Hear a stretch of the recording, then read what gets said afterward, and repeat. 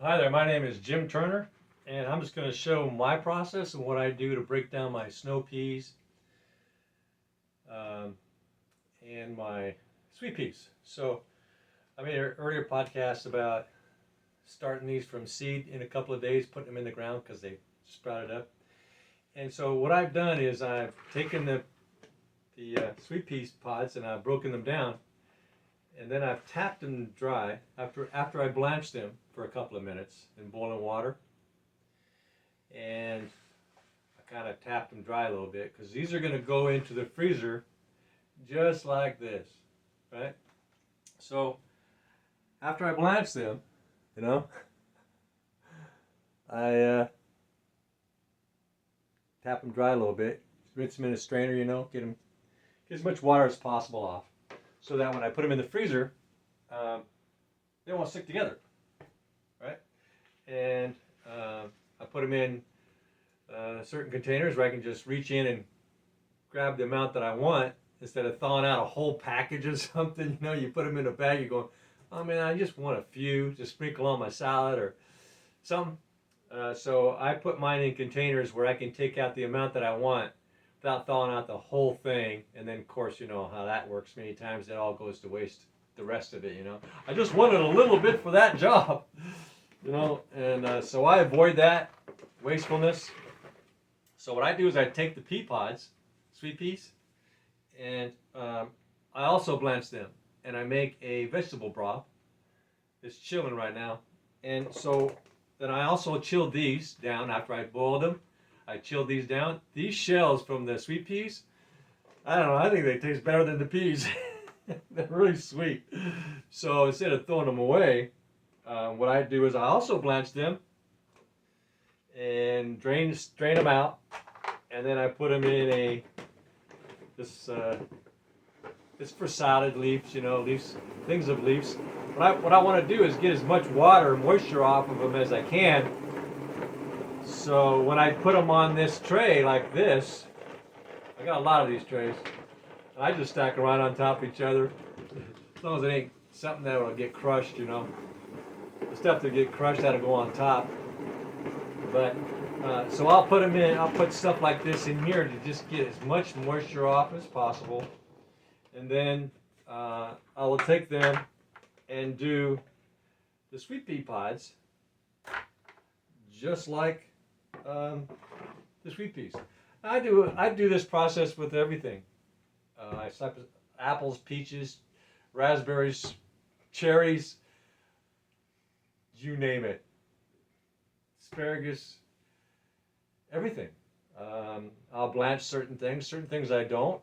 Like, berries, I don't blanch those. I just rinse them, strain them, get them kind of dry as much as possible, dab them a little bit. I'll put my raspberries and strawberries and blueberries and all those things on a tray like this. And I'll just keep stacking them on top of each other throughout the day. So when one freezes, okay, that's solid enough to put this fresh one on top of that one. So I may have 6, 7, stacked trays, or 8 in this freezer here. It's a wide freezer, so I can do that fairly easy. I can get several rows on one drawer. And that's how I freeze all my stuff. And so the containers that I use, uh, they're around somewhere.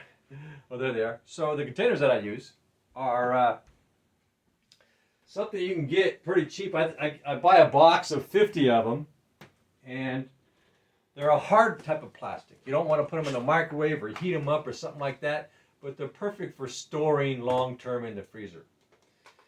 A nice firm plastic lid, and I put a number on each container. This one is number 19, I think. Well, that one's 19. This is going to be number 20.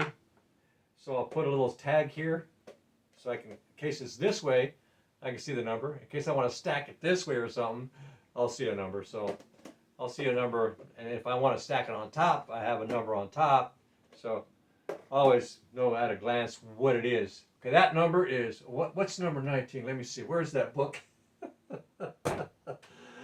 And so that's how I store all my stuff long term. And I eat my garden stuff all throughout the winter, and I still have a freezer full of stuff from last year that I probably am going to have to throw away some of it. But it gives me the option to be able to eat organic food all throughout the winter. Mix and match, mix soups. So my sweet pea broth, um, that'll be a sweet pea soup of some sort, right? Broth soup. And so that's kind of my process today. Please subscribe, thumbs up, ring the bell. That's like leaving a tip for me. And I have a lot of interesting things that I do that I've never seen anybody do it. Doesn't mean nobody does. I'm just saying it's like, I'm sharing my kind of routines that I have come to respect as far as the efficiency of it all, right, and the money savings of it all.